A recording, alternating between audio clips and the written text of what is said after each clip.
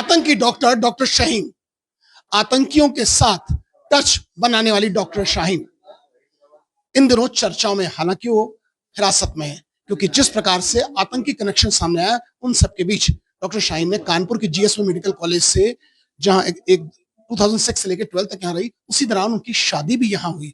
उनके पूर्व पति जो यहाँ के सीनियर डॉक्टर हैं, ऑप्थोलॉजिस्ट हमारे साथ हैं, जफर हयात साहब। सर, क्या कहेंगे शाहीन के बारे में? आपने सुना ही होगा। मुझे कल 11 बजे के आसपास पता चला कि जिस घटना के बारे में। कैसा उनका बिहेवियर था? कैसे आपका क्या बोला? आपकी शादी कब हुई, कब टूटी सर? मेरी शादी 2003 में हुई है, अरेंज मैरिज थी। उसके पहले मैं उनको जानता नहीं था और शादी के बाद ही से जानता था। 9 साल हम लोग बहुत अच्छे से रहे, 2 बच्चे भी हुए हमारे आराम से। हम लोग, मैं असिस्टेंट प्रोफेसर भी यहाँ पे फौरन ही उनका आते ही उनका जो एडमिशन हो गया यहाँ पे यूपीएससी से के थ्रू, हम लोग सुकून से बहुत मोहब्बत से वहाँ रह रहे थे कानपुर मेडिकल कॉलेज जीएसवी में, अपने आवास पे, और 2 बच्चे भी हुए। सर, उनकी कोई गतिविधि आपको ऐसी कभी लगी हो, फोन करना, किसी का आना जाना, कोई कश्मीर कनेक्शन उनका जहन में आपके? नहीं भाई, हम लोग कोई रिलेशन कश्मीर नहीं। अब तो सामने आया, आपको जब पता चला तो किस वजह से सेपरेशन हुआ? कोई म्यूचुअल अंडरस्टैंडिंग वाली बात नहीं हो पाई? नहीं, अंडरस्टैंडिंग बहुत अच्छी थी हम लोगों की और बहुत प्यार से हम लोग रहते थे।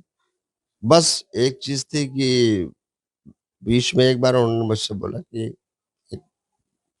क्यों ना करेंगे ऑस्ट्रेलिया वगैरह चला जाए। एक मतलब उनकी ख्वाहिश थी कि यहाँ से कहीं बाहर जाके ज्यादा अच्छी लाइफ गुजारी जाए। तो मैंने कहा यार, यहाँ कोई कमी नहीं, सारे रिलेशन हमारे यहाँ पे हैं, तो हम लोग इसको कैसे निभा पाएंगे इतनी दूर रह करके। और हम लोग का बहुत बड़ा खानदान, उनका भी ठीक ठाक खानदान था, तो हमने कहा क्या मतलब, ठीक ठाक चल ही रहा सब कुछ। सर, लास्ट आपकी उनसे कब बात हुई? लास्ट कब फोन से हुई कि मुलाकात हुई? क्या कहेंगे सर? लास्ट हमारी तलाक से ठीक पहले ही बात हुई, उसके बाद तो तलाक के दौरान भी इवन नहीं बात हुई है, सिर्फ साइन हम लोगों ने फार्म में बैठ के किया था। ये 2012, हाँ 2012 के लास्ट पास में शायद।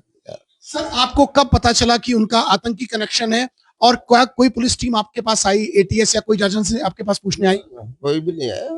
कल मुझे रात में पता चला, 11 बजे, बता दो रहा हूँ, 11 बजे रात में, 11 बजे के आसपास में मुझको मेरे नॉलेज में आया कि ऐसा कुछ हुआ है।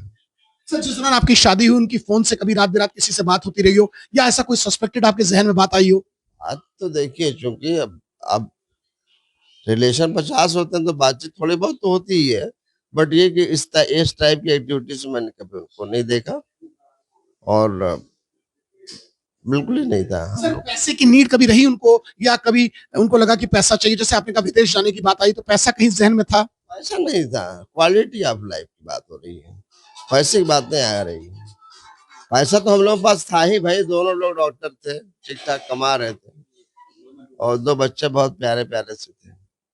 दोनों, एक पढ़ रहा था, एक 7 साल का था, एक 4 साल एक का। आखिरी सवाल, कभी माँ ने बच्चों से मिलने की इच्छा जाहिर की, या कभी फोन किया हो? बात से चूंकि कभी नहीं, तो मैं तो इसके बारे में कमेंट नहीं कर सकता हूँ। बच्चे आप ही के साथ है ना? बिल्कुल। आपने देखा हमारे साथ डॉक्टर हैं जफर, जिनका साफ कहना और मानना है कि उनकी शादी हुई और उसके बाद उनका उससे कोई लेना देना नहीं, ना तो उसने कभी फोन किया। हाँ, सेपरेशन का सबसे बड़ा कारण ये बता रहे हैं कि वो विदेश जाना चाहती थी और यहाँ भारत छोड़ना चाहती थी। क्यों छोड़ना चाहती थी, उसके बीच इनके बीच टकराव हुआ, मनमुटाव हुआ, जिसके बाद सेपरेशन हुआ। इनके 2 बच्चे हैं जो इनके साथ हैं। हालांकि जांच एजेंसीज की बात से डिनाई कर रहे हैं, मगर जांच एजेंसीज इनसे संपर्क जरूर स्थापित किए हुए हैं। और ऐसे में इनका कहना है कि अगर हमसे भी किसी प्रकार की कोई मदद मांगेगा या हमसे कोई कॉपरेशन करेगा तो हम पूरा प्रशासन को कॉपरेट करेंगे।